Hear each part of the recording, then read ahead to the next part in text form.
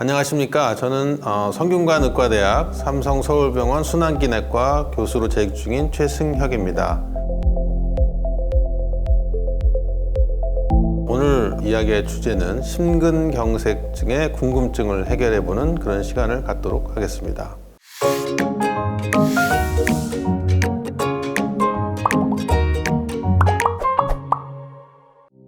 심근경색과 협심증의 차이가 궁금합니다. 사실 같은 질환 아닌가요? 라는 질문입니다. 흔히 혈관이 좁아지는 병이 협심증이고 이 병이 심해져서 혈관이 막히면 심근경색증이 된다고 생각하는 사람들이 많습니다. 그러나 심근경색증 환자의 절반가량은 협심증과 같은 심장병이 없는 상태에서 갑자기 발생을 합니다.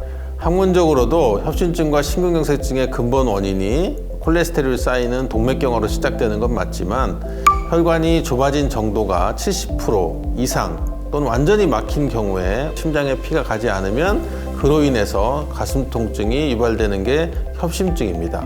반면에 심근경색증은 동맥경화로 인해서 30-40% 정도 좁아진 혈관에 안쪽에 들러붙어 있던 기름 찌꺼기가 여러 가지 원인으로 인해서 갑자기 터지게 되면서 생기게 되는 겁니다. 그러므로 심근경색증은 평소에 별다른 협심증 증상이 없고 건강검진을 했을 때도 침전도의 결과가 정상인 사람에게도 갑자기 발생할 수 있다는 게 특이점이 되겠습니다.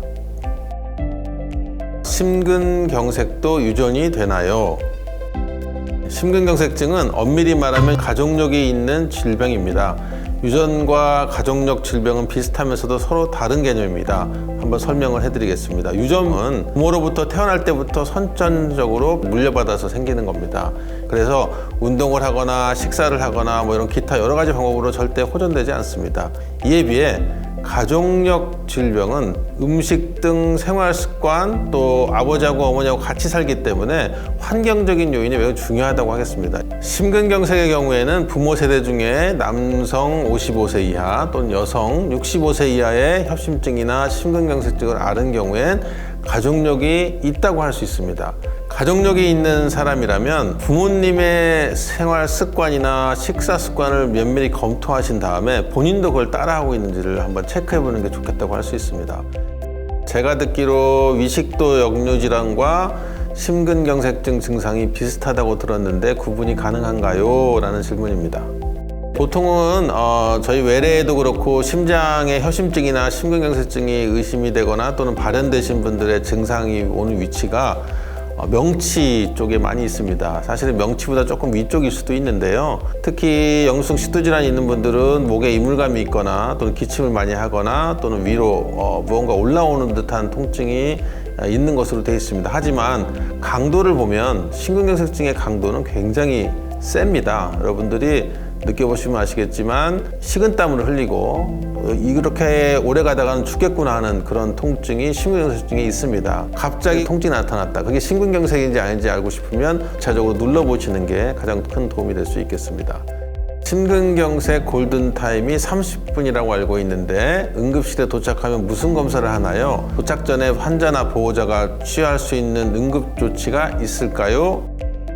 네, 갑자기 흉통이 느껴진다면 굉장히 초조하고 당황스럽겠죠. 이럴 때 환자분 또는 보호자분들이 할 수 있는 거는 일단 빨리 병원에 도착을 해야겠다는 생각을 하시는 게 무엇보다 중요합니다. 그렇다면 병원에 도착할 때 자가로 가는 게 좋을까요? 절대 그렇지 않습니다. 만약에 보호자가 있다면 같이 출발해도 되지만 그렇지 않다면 구급차를 이용하는 게 좋겠습니다. 이유는 운전을 하다가 갑자기 쇼크나 심장마비가 와서 의식을 잃게 되는 경우에 큰 사고에 이를 수 있는 위험한 행동이기 때문입니다. 그러면 응급실에 도착했을 때 심근경색이 의심되거나 흉통이 있는 분들은 일단은 병원에 도착하면 무조건 심전도를 찍습니다. 그 이후에 다른 여러 가지 시술이나 치료를 준비하는 과정에서 심장 초음파 검사를 하거나 기타 엑스레이를 찍거나 혈액 검사 같은 걸 보조적으로 시행할 수가 있겠습니다. 그리고 심근경색으로 판명이 났을 때는 대표적인 치료 방법은 심혈관 중재술을 시행을 해서 혈관이 어디에 막혔는지를 판단한 다음에 그 막힌 혈관을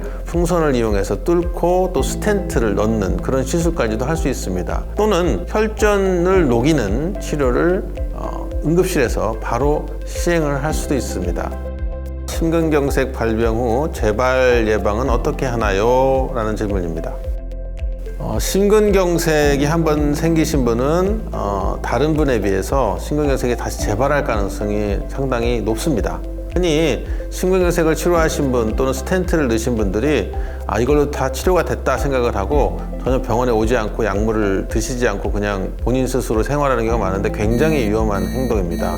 왜냐하면 심근경색증이 오는 원인 중에 혈관에 있는 콜레스테롤 덩어리들이 뜯어지면서 그게 혈액에 노출됐을 때 가장 먼저 혈소판이 와서 달라붙고 이로 인해서 응고가 생긴다고 제가 말씀드렸는데, 그래서 항혈소판제, 다시 말해서 혈소판이 응고되지 않도록 하는 그 치료가 제일 중요하다고 하겠습니다. 그 다음에 심장의 박동수를 좀 줄여주고 그럼으로써 심장이 좀 편안하게 할 수 있는 베타차잔제라고 하는 약이 있습니다. 그리고 심장에서부터 나가는 혈류를 막아내는 게 여러 가지가 있죠. 몸 전체에서의 어떤 후부하라고 하는 게 감소할 수 있도록 안지오텐신 전환 효소 억제제라는 그런 약이 있습니다. 그 제제를 꼭 쓰시는 게 도움이 되겠습니다. 그리고 마지막으로는 아까 말씀드린 콜레스테롤 덩어리들이 생기는 걸 막을 수 있도록 스타틴이라고 하는 약제를 투여해서 콜레스테롤을 감소시켜주는 게 되게 중요하다고 할 수 있겠습니다. 제가 앞에서 언급한 4가지 약물을 모두 사용하였을 때 그렇지 않은 환자에 비해서 심장병 재발을 70% 정도 줄일 수 있는 것으로 되어 있고, 전 세계의 치료 권고에서도 4가지 약제를 반드시 사용하도록 되어 있습니다. 심근경색증 하면 굉장히 위험하고 또 걱정스러운 병일 텐데요. 식습관하고 운동 이런 걸 잘 조절하시면 아마 심근경색이라는 데서 좀 더 멀리 떨어져서 생활할 수 있지 않을까 이렇게 생각을 하고 있습니다. 네, 오늘 끝까지 잘 경청해 주신 여러분들께 감사의 말씀을 드립니다. 여러분 모두 행복하시기 바랍니다. 감사합니다.